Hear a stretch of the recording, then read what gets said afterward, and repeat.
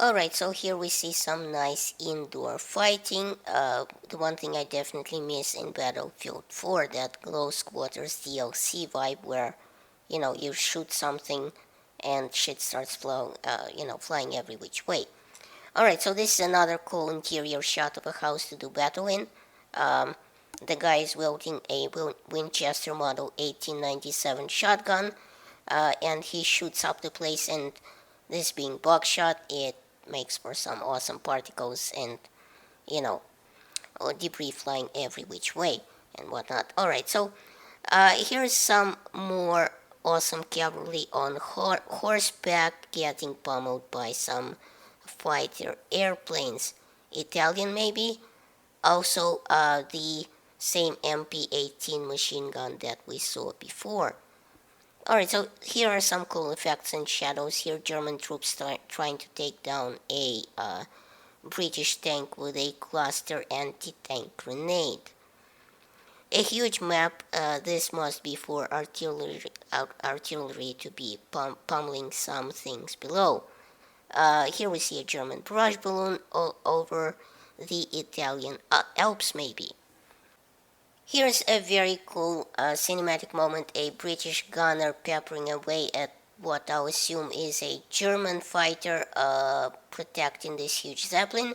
Now, what I find interesting is in this image is that destruction of the fighter's wing as it, kind of deteriorates. I think this has been confirmed already in yesterday's live stream of the game from LA, where a couple of airplanes that were shot up in the air just basically had parts of their wings first kind of deteriorate and their controls kind of become loose, as their flying worsened.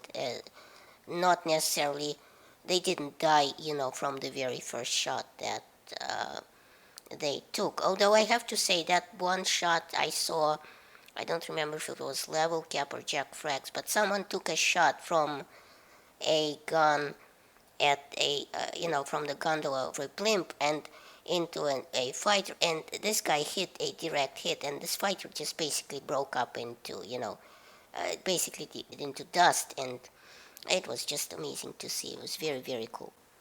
Alright, so this is an interesting shot. A French soldier has a trench raiding club in hand, and you can tell he's French because of the Adrian helmet and the uniform. This was after they refitted the French troops with the more sensible, solid, almost trap-colored uniforms. And I know this because I watched a documentary a while ago. Apparently, the French had the colorful Napoleonic era blue uniforms with red trousers at the outbreak of the war, and Adolphe Massimy, who was briefly Minister of War in 1911-1912, stated that this stupid blind attachment to the most visible of colors will have cruel consequences. However, in the following year, one of his successors, Eugene Etienne, declared, "Abolish red trousers? Never! A more sensible uniform made from a tricolor of threads, white, red, and blue, was to be used, producing a strange purplish uniform, but with a twist of irony, the color dye that was to be used was only available in Germany, so, it being not very patriotic to buy color dye for the French troops from their enemy, then the red color was dropped from the uniform and the blue and white remained, making a bluish gray color dubbed horizon blue. In theory, this was justified as giving the soldiers some um, camouflage against the background of the sky when attacking the enemy, but the French troops took it as a bad sign. They saw implementing a new uniform for them to be, meaning that the war was to be a long one and therefore very costly. This is an interesting artwork of an armored train. Now, why is it interesting? Well, because when we first saw a glimpse of an armored train in the first teaser, I was quick to note that this could be a platform for a railway gun, And as you can see, I was spot on. Now, what kind of a gun exactly this is hard to say. Um, most nations toyed with the idea. However, it's much more likely to be a German gun because they took the concept and kind of ran with it. Of course, a famous railway gun from was the Paris-Geschütz, or the Paris gun, which the Germans used to shell Paris, but they took the concept to an unnatural place in World War II when they came up with the Schwerer Gustav, or the Heavy Gustav, a gun to end all guns. This thing was originally envisioned to destroy heavy fortified forts along the Maginot Line, which was then the most armored thing in the world, and it threw 80 millimeter shells weighing, get this, 7 tons up to 29 miles. Now, that's like throwing a couple of Volkswagens at a time. I mean, this thing was impractically big. It was so gigantic that it took like 250 people to service it and another 2,500 to lay down a custom railway track for it to, sit on and dig fortifications, because when these railway guns, and not only the Heavy Gustav but generally all of them, when they were in the firing position, and of course they weren't fired on the move because that would be ridiculous. The train would recoil back 100 miles.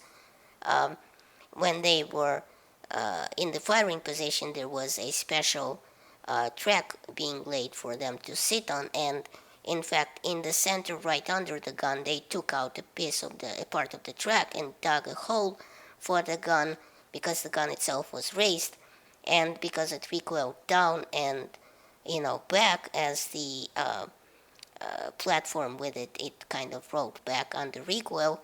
So they dug a hole under the center of the gun because it recoiled straight down and then pushed the car backward. So it required quite a bit of work. Needless to say, it could never be fired on the move. And obviously, needless to say, the Heavy Gustav, because it had a thump that big, it could literally be only fired a couple of times a day. And because resetting it took literally forever and was a nightmare, it and obviously it presented a perfect target from the air, which is why this armored train has some AA guns on it, and which isn't at all weird to see. It's just that these particular uh, guns look kind of, World War II era guns, and not exactly World War One. But these things were obviously sitting ducks when they were employed, and that's probably the explosions that we're seeing in the background. That's probably Allied artillery or bombers, having their way with the gun, catching it with its pants down. And obviously, in yesterday's live stream, I think it was our developer interview, we saw that these trains, as well as other behemoths like the battleships firing at positions on the shore, would be player controlled. So obviously, this is very interesting to see. And I mean, this doesn't have to be 100% realistic. These guns would probably fire on the move in game as they weren't in real life. But having said that, this gun itself, the closest to what I could find online to this gun itself was the Krupp K5, which is obviously a German railway gun, but it was used by the Germans in World War II, and, well, this is an artist rendering. After all, it doesn't have to be 100% realistic, but we're just saying that these things are there, and players will be able to use them. So here we go on to the next one. Here's a German soldier firing the Lewis MG again, probably a captured one, and thankfully this might mean that DICE is finally stepping away from faction-specific weapons in Battlefield 1. I mean, Hardline took this to a new low as, I played that game so little, I don't actually have a single gun license to use, a weapon with another faction. Naval warfare, yay or nay? I think yay. A very colorful image of a soldier wearing trench armor looking all indestructible, going ham with his sidearm 45, while also carrying a German MGO 815 around his neck. Now, this machine gun is light only in its name, tipping the scales at a heavy 35 pounds, so it was generally used as a stationary platform, sitting on top of a very heavy tripod. A soldier with a Gewehr 98, perhaps.